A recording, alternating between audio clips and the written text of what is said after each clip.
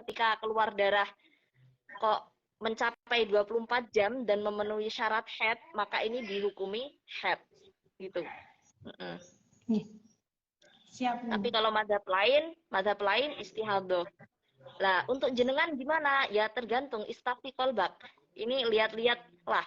Maksudnya tuh darahnya kayak haid apa bukan? Kalau bukan kayak haid ya istihadoh aja, nanti bingung hitungnya. Tapi kalau darahnya kayak haid biasa, ya sudah, hukumi haid, tidak masalah. Lagi pula kan kalau seperti itu kan kalau dihukumi haid kan dalam kondisi puasa kan enak toh, dok. Maksudnya kan Iya. nggak usah puasa gitu loh. Nggak usah puasa gitu, jadi tidak masalah. Iya.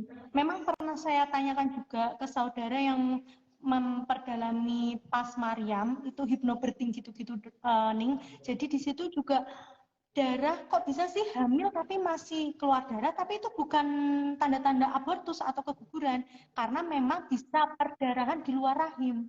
Jadi memang darahnya keluarnya dari organ yang keluarnya lewat jalan Vagina? vagina tapi bukan dari rahim. Nah, itu pun masih dalam lingkup haid. Nah, Iya. jadi mulai ketemu nih korelasinya walaupun memang harus penelitian lebih lanjut ya untuk itu. Nggih, Nggih, nggih, nggih. siap. Nggih, Nggih. ngoten. Oh Jadi iya, kalau untuk kondisi abortus itu berarti tetap ini nggih, itu kan kondisi kalau ibunya lemas kemudian mengancam anaknya itu juga diperbolehkan untuk membatalkan puasa. kalau saya malah wajib batal. Kan Iya, kasihan, wajib. maksudnya kalau masih bisa, selagi masih bisa diselamatkan, ya kita nggak usah puasa dulu gitu loh, karena kan ada makhluk yang kita tanggung, dan itu adalah amanah, ngoten. Nggih, Jadi tidak apa-apa ikuti saran dokter. Terus juga berarti untuk hukum pesan saya yang terakhir, Napa? Kalau kalau hukum kalau nanti apa namanya keguguran, ini tergantung ya. Kok tergantung, bukan tergantung.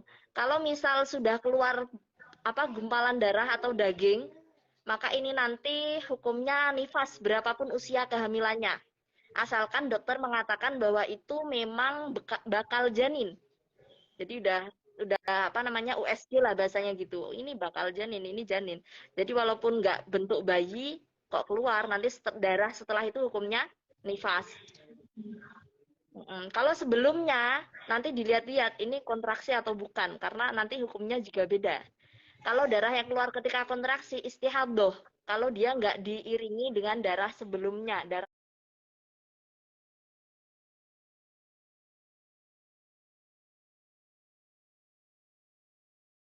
haid sebelumnya.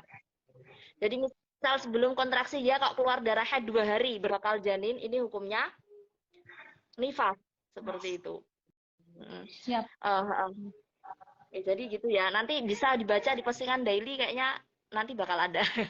Terus juga Siap. pesan untuk ibu-ibu perhatikan selain perhatikan gizi, ini kan gizi kan apa ikhtiar dohir ya.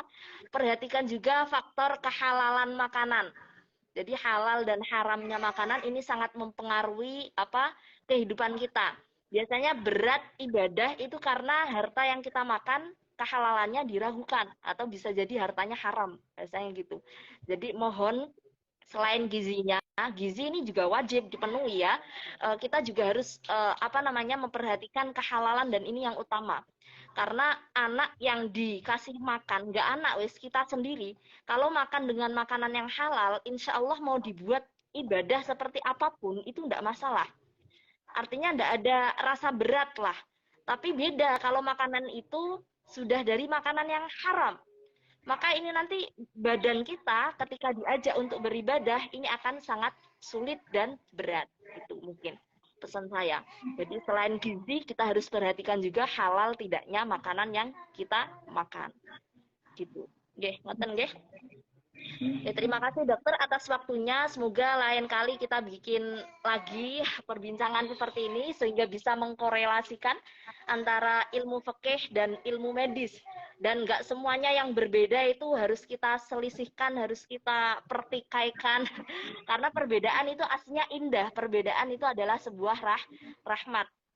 Kalau misal bisa dihubungkan, sebenarnya ilmu medis ini juga termasuk wamin ayatillah. Jadi termasuk ayat-ayat atau tanda-tanda kekuasaan Allah. Jadi ya, kayak tadi menyusui ASI itu banyak gizinya daripada susu formula dan lain sebagainya, itu sebenarnya mengandung ayat-ayat Allah gitu.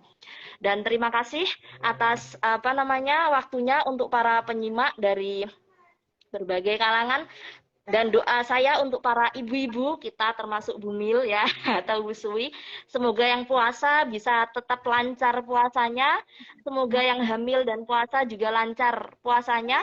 Kalaupun misalkan kondisi medis mengatakan kita tidak perlu puasa, ya tidak usah disesali, tidak apa-apa, karena itu demi kebaikan anak kita, dan anak merupakan amanah yang harus dijaga. Nggak usah disesali teman-teman, orang itu kok puasa, saya kok tidak kuat gitu ya, tidak usah gitu juga, semua sudah sesuai dengan porsinya, jadi Allah tahu yang kita yang terbaik untuk kita gitu. Nggih, ngoten mawon. Dari saya ngapunten kalau ada salah kata ya dokter, atau mungkin ada kurangnya, banyak kurangnya.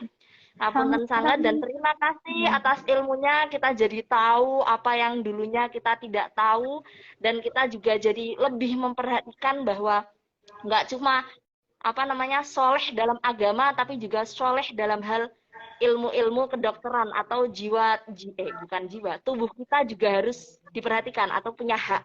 Jadi selain agama, kita juga harus memperhatikan tentang ilmu medis, seperti dalam perkataan Imam Syafi'i bahwa dua ilmu yang sangat penting sekali, yang pertama adalah ilmu fikih, yang kedua adalah ilmu tib. Ilmu tib ini adalah ilmu kedokteran. Nggih, ngoten nggih dokter.